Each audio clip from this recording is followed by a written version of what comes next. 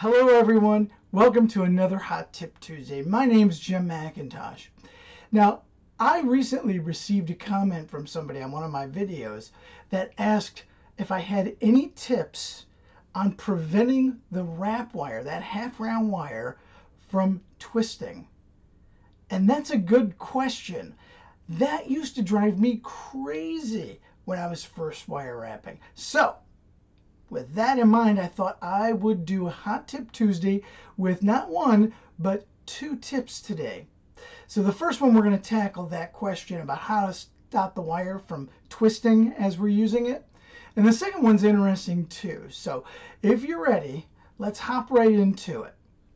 So we have a bundle here of wires. It's just 4 wires. I'm using 22 gauge wire, okay? But the wrap wire I'm going to be using, I'm using some larger wrap wire. And I'm doing that because I want to hopefully show you what it looks like if you make a mistake and what it looks like when you can not make the mistake, okay? Makes sense? So we're going to use some larger gauge wire. So let me first show you the wrap. So let me get my wire wrap pliers on here, and we're going to go ahead and we'll start this wrap. And what happens sometimes is as you're wrapping, you're bringing the wire around and you're bringing the wire around, and sometimes what's really bad is I'm so used to doing it a certain way that I'm having a hard time making a mistake on it. What happens is when you bring the wire around, sometimes you have a habit of watch my right hand, of doing this. Okay, and what I did was I ended up turning my hand as I brought my hand around the bundle. And that can cause a problem. What can happen is you can twist the wire, and now you've got the flat side on the outside and the round side up against the wire. Now, let me complete this wire wrap and I'll show you the difference. Because now I'm finishing this up with the wire, the wrap wire, on the flat side being out. Okay, so let me show you what I mean, and we'll try and get a close-up of this. Let me set this in place so it looks, so you can kind of see what we're talking about.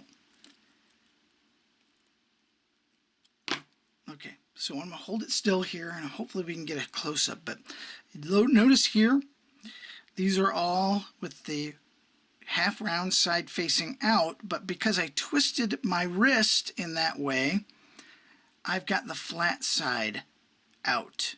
And I've done this, especially when I first started, I did it quite often. And with tiny wire, so I'm showing you with larger gauge wire, it's a little harder to do it with larger gauge wire because you can see it better. When you're using finer wire like a 21 or 22 gauge wire, it becomes hard to see that you've actually twisted the wire, and unless you've got something on, some magnifiers on to be able to see it, you'll miss it. And so this is what it would look like. So let's trim this off, and we're going to show you, I'm going to show you a technique that's going to help you so that you don't do that. All right, so here we go. Okay, so I've got another section here marked out on my wire bundle, and what I'm going to do is I'm going to put my wire wrap pliers on here, and I've got a fresh piece of 18 gauge, and I'm going to start this wrap. So we'll start our wrap here, and we're going to, now the first one usually isn't bad. You usually have control over it. Okay, so that first wrap we usually don't have the problem.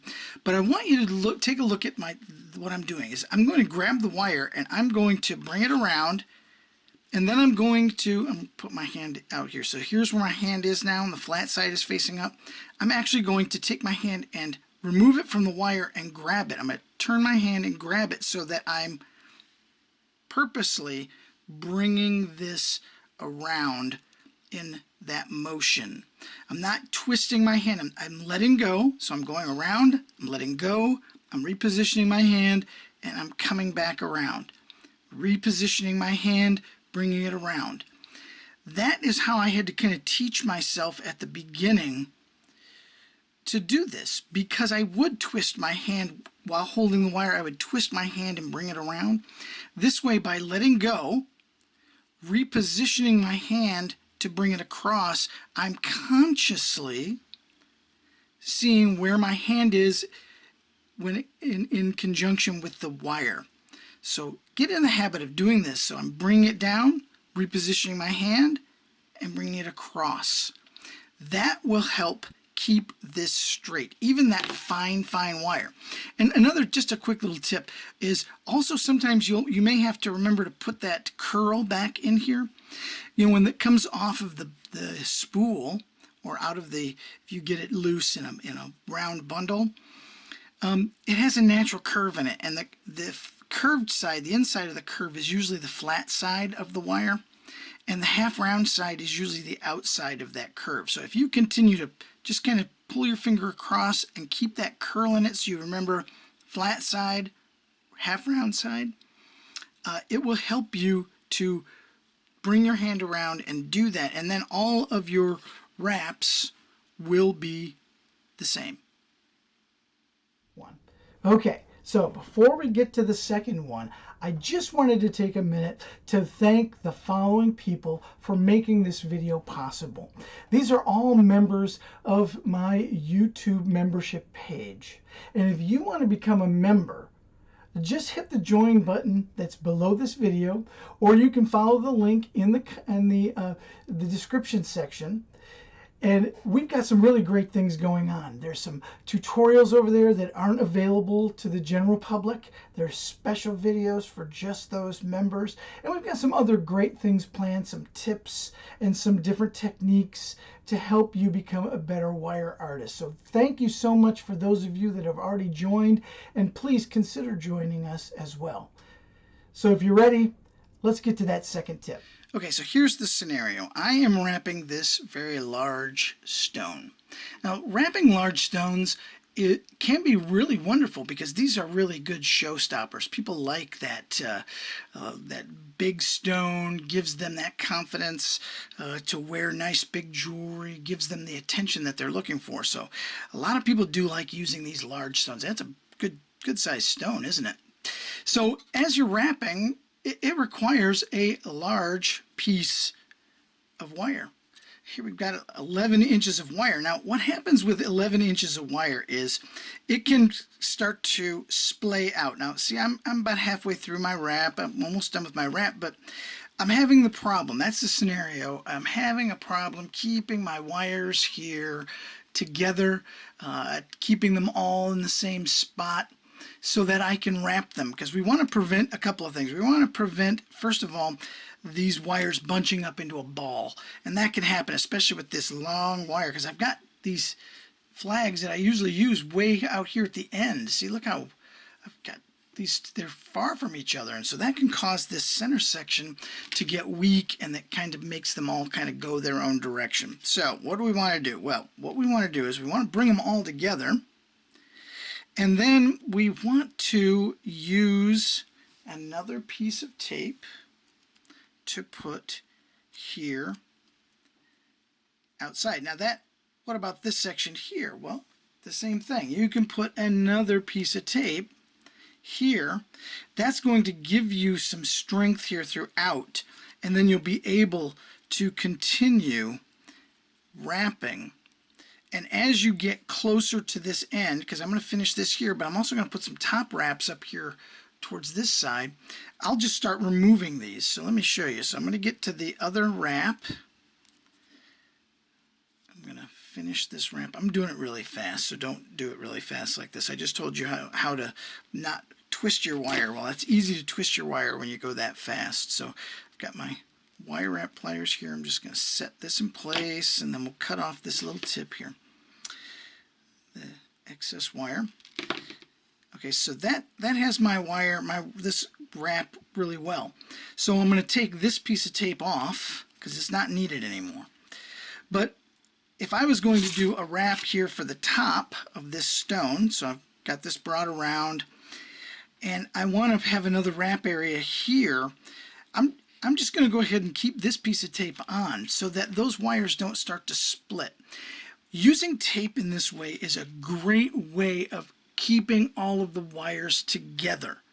It doesn't only help with just making the wraps, to keep the wires together, but it also makes it so you're not so frustrated, because when you've got long wires like this, and I've used long wires, I've created bracelets that had, really super long wires that I kind of moved around the piece in order to keep them in the right place where I wanted them. I used tape. So let me show you the other scenario with this. Let's say that you are making something that's got wires going everywhere, and you now need two sections of wires. And now we've got these, trying to take my tape off. And now we've got these wires, and we're going to separate them and put them in two bundles, and I only want to work on maybe one bundle at a time. Well, the other bundle, so then I would put two pieces of tape. I'd tape both these separately and then move one out of the way and work on the one where I want to, remove the tape, and work on the second set. So using painter's tape in these various areas to keep all of your wires going the same direction is a really simple way of keeping your wires straight so that you don't get things out of order. It can be very frustrating. Okay? Let's finish up. I hope that these helped out because, wire wrap it's an easy art if you let it be easy.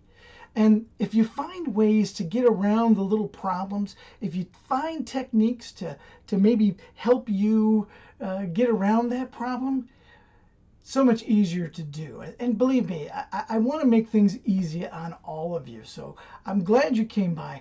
Now, if you have any hot tips that you want to pass on, or if you have a problem in some of the work that you've been doing, please leave me a comment below. Let me know what you think. Let me know how you've overcome some problems. Let me know the problems that you might have as well, and perhaps we can find that on another Hot Tip Tuesday later on down the road. All right?